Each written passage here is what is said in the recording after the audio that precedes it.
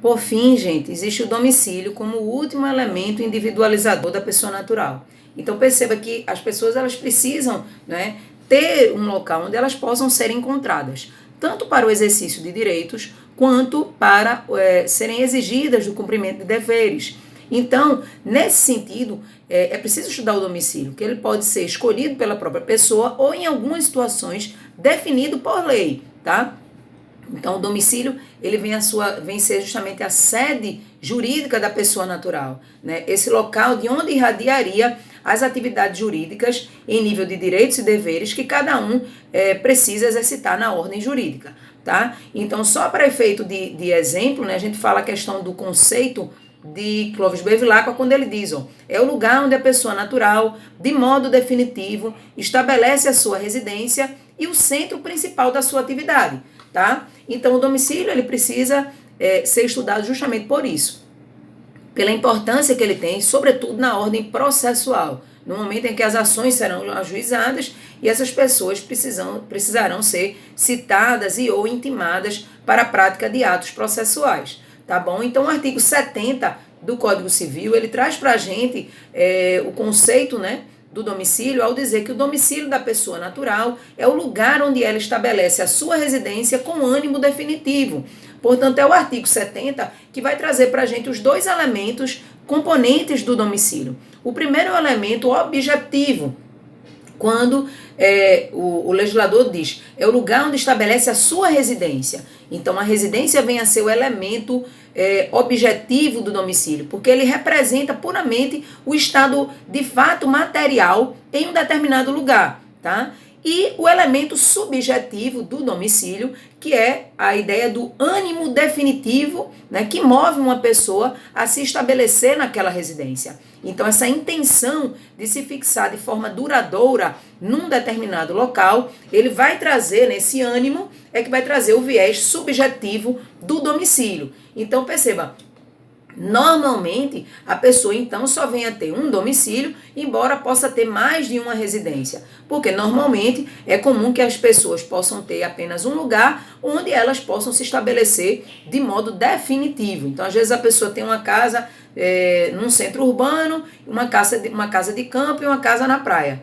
Veja, a casa do centro urbano é aquela que ela tem o ânimo definitivo de permanecer, né? A de praia e a do campo seriam pontos eventuais. Então, aí você teria mais de uma residência, mas apenas um domicílio, tá? Então, ó, é possível também verificar, no entanto, que apesar da perspectiva normal, natural, é que as pessoas tenham apenas um domicílio, pode ocorrer de haver pessoas que tenham domicílios plúrimos ou plurais, certo? Isso aí está previsto no artigo 71, quando o legislador nos diz, se, porém, a pessoa natural tiver diversas residências, onde alternadamente viva, considerar-se-á domicílio seu qualquer delas, certo? Então, isso é para aquelas situações em pessoas que vivam de forma alternada, né, em diferentes residências e não se verifica em nenhuma delas um aspecto direcionado de ânimo definitivo. Então, ela tanto passa aquele tempo na área urbana quanto na área de campo, por exemplo. Os tempos em que ela distribui entre os dois lugares são tempos até muitas vezes semelhantes. Então, nesse caso, poderiam ambos os lugares serem considerados domicílio dessa pessoa natural, tá? É preciso citar também a previsão do domicílio profissional que o legislador nos traz. E está lá no artigo 72, ao legislador dizer, é também domicílio da pessoa natural, quanto às relações concernentes à profissão, o lugar onde esta é exercida, certo? Então, uma situação em que você precisa demandar um determinado profissional com quem você contratou, né? Então, o local onde fica estabelecido o escritório desse profissional liberal pode ser considerado o domicílio dele, certo? Justamente porque você verifica uma situação em que é uma relação concernente à profissão da pessoa. Então, você está demandando-a por conta de uma má prestação de serviços. Então, você quer uma reparação por danos, por exemplo. E aí, ou quer exigir o cumprimento de uma determinada obrigação que não foi feita. Nesse caso, o domicílio profissional dessa pessoa pode ser apontado como local onde ela seria localizada para a satisfação dessas obrigações, tá? É preciso ver também que existe a previsão do chamado domicílio ocasional. O que é o domicílio ocasional? Vamos ler o artigo primeiro para a gente entender. Está lá no artigo 73. O legislador nos diz: ter-se-á por domicílio da pessoa natural que não tenha residência habitual o lugar onde for encontrada. Então, o legislador, ele traz para a gente isso que a doutrina denomina como domicílio ocasional, que é uma situação que é muito demandada para pessoas que são andarilhas, né, que têm um caráter itinerante, que não são facilmente encontradas em determinados lugares. Então, ciganos, caminhoneiros, caixeiros viajantes, né? Então, são exemplos de pessoas que você pode, né, considerar que elas sejam demandadas no chamado domicílio ocasional. É uma forma de resguardar o terceiro. Porque, veja, se uma pessoa não é encontrada facilmente no seu domicílio natural, no seu domicílio voluntário, né, justamente porque ela é uma pessoa que anda demais, que se desloca muito, que é andarilha, né? Então, para proteger o terceiro com quem essa pessoa eventualmente tenha celebrado uma relação jurídica, essa pessoa pode ser demandada no domicílio ocasional, que é justamente, né, o lugar onde essa pessoa foi encontrada. Tá? Então, qualquer lugar onde essa pessoa foi encontrada será considerado seu domicílio para fins de satisfação, né, de qualquer direito ou dever na ordem jurídica. O artigo 74, ele fala da possibilidade, né, da intenção de mudar o domicílio, que as pessoas eventualmente podem se submeter a esse tipo de situação, né, de não querer permanecer no mesmo domicílio e querer sim modificá-lo. Então o artigo 74 nos diz, muda-se o domicílio, transferindo a residência com a intenção manifesta de o mudar. Tá? Então qualquer pessoa que queira modificar o seu domicílio, né, ele muda a residência com esse ânimo de se estabelecer de forma definitiva em outro lugar, e isso caracteriza a mudança do domicílio, sem problema nenhum. O parágrafo único diz que, do artigo 74, né, a prova da intenção resultará do que declarar a pessoa às municipalidades dos lugares que deixa e para onde vai, se tais declarações não fizer, da própria mudança com as circunstâncias que a acompanharem. Então, tanto pode-se provar a mudança do domicílio pelo fato da pessoa ter informado isso à municipalidade, né, ter ido até a sede do município, lá na prefeitura, informar que mudou o seu endereço, tá?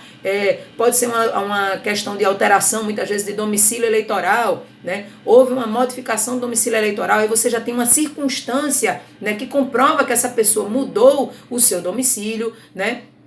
E aí, as circunstâncias que acompanham o caso podem ser utilizadas para fim de comprovação de mudança de domicílio. Então, transferiu a matrícula escolar dos filhos para outra escola, né? Procedeu à abertura de uma conta bancária em outro lugar, em outra cidade, em outro estado. Isso são indicativos, né, de pessoas que possam ter mudado os seus domicílios, tá?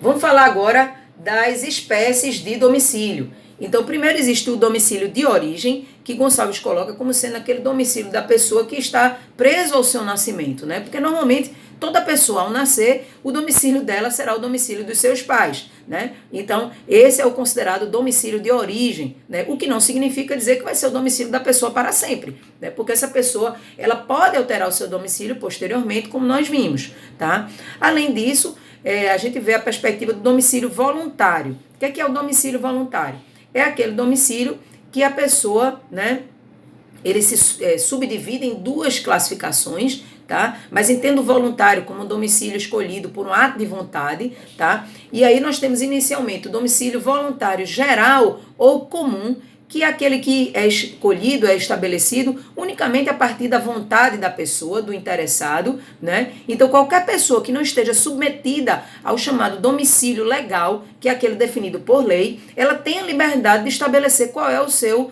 domicílio. E aí seria o seu domicílio voluntário, geral, aquele escolhido, né, por um ato de vontade, que pode ser alterado quando essa pessoa julgar conveniente, nos moldes do artigo 74, como nós colocamos, tá bom? E além disso, existe o domicílio voluntário especial. O voluntário especial, né, ele normalmente está estabelecido, né, ou como domicílio previsto, né, num contrato, ou como sendo chamado domicílio de eleição, né, ou foro de eleição, que é a linguagem processual mais utilizada, certo? Então vamos lá, vamos ver primeiro a perspectiva do domicílio voluntário especial previsto no contrato. Está lá no artigo 78 do Código Civil, quando o legislador nos diz: nos contratos escritos, poderão os contratantes especificar domicílio onde se exercitem e cumpram os direitos e obrigações dele resultantes, certo? Então perceba que aí nós temos o chamado foro contratual, né? Que é aquele escolhido pelas partes contratantes para o cumprimento das obrigações que são resultantes do próprio contrato, tá? Então isso está definido no próprio contrato. E além disso, nós temos como domicílio voluntário especial o chamado foro de eleição, né? Que é escolhido pelas partes para a propositura de ações relativas e obrigações a direitos e deveres recíprocos. Então, veja, o voluntário especial, com vistas ao foro contratual, ele tem uma perspectiva de execução de obrigações pro fruto de um contrato. Então, onde é que vai ser feita a entrega do produto que é vendido? Onde é que vai ser feito o pagamento do preço daquele contrato de compra e venda? Tudo isso são domicílios, né, que são definidos dentro do foro contratual numa previsão de letra de contrato, tá? Só que aí, perceba, pode ter algum tipo de questionamento resultante desse contrato, né? Então, se de repente houver alguma dúvida que precisa ser dirimida em juízo, e aí perceba, eu já saio da perspectiva do direito material e vou para o processo. Eu não estou falando de uma execução que está sendo feita pelas partes, mas muitas vezes eu estou falando de um descumprimento que houve e que eu preciso, em juízo, reclamar contra esse descumprimento. Então aí eu já posso ter a visão do foro de eleição, que está lá no artigo 63 do Código de Processo Civil. O legislador diz, Código de Processo Civil, CPC, tá? As partes podem modificar a competência em razão do valor e do território, elegendo foro onde será proposta a ação oriunda de direitos e obrigações. Então, quantas vezes já nos chegou a se ver, né, aquela última cláusula do contrato que estabelece o foro de eleição, né? Então, de repente, você tem um contrato que lá na última cláusula diz fica eleito o foro da comarca do Recife para dirimir eventuais questionamentos ou dúvidas oriundas do cumprimento das obrigações desse contrato. Então, ali é o chamado foro de eleição. Ele tem uma perspectiva processual quando normalmente existe algum questionamento no contrato, né? Ou normalmente ligado a algum inadimplemento, algum descumprimento contratual, certo? E a última classificação, gente, de domicílio é o chamado domicílio necessário ou legal, tá? E aí o nome, ó, já está dizendo, necessário ou legal. Então é um domicílio que tem previsão na lei para certas e determinadas pessoas. E aí por quê? Em razão da condição, da peculiaridade dessas pessoas, né, da situação em que essas pessoas se encontram, a lei define, né, que elas tenham um domicílio que é previsto em lei, tá? Então veja só, o artigo 76 do Código Civil, ele vem a nos dizer quais seriam essas situações de domicílio necessário. Então vamos lá. Tem domicílio necessário, artigo 76, o incapaz, o servidor público, o militar, o marítimo e o preso, tá? Então são pessoas que não têm liberdade de escolha do domicílio, porque para elas o domicílio é estabelecido por lei. Então, ó, o parágrafo único vai dizer qual é o domicílio dessas respectivas pessoas. Então, o domicílio do incapaz é o do seu representante ou assistente. E aí, representante, se for um absolutamente incapaz, assistente, se for um relativamente incapaz, né? E aí, em razão da dependência dessa pessoa diante de outrem, tá?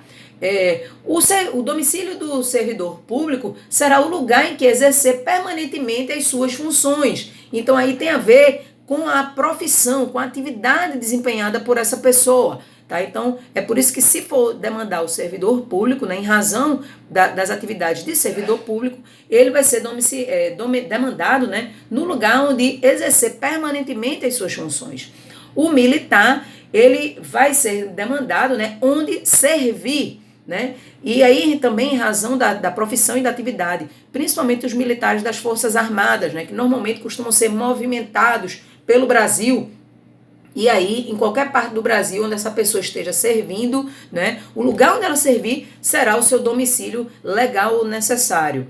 O marítimo, né, e sendo, aí vem ó, o artigo 76, continuando, parágrafo único, sendo da Marinha ou da Aeronáutica a sede do comando a que se encontrar imediatamente subordinado, né? E aí vem o do marítimo, onde o navio estiver matriculado, né? Então, da mesma forma, né?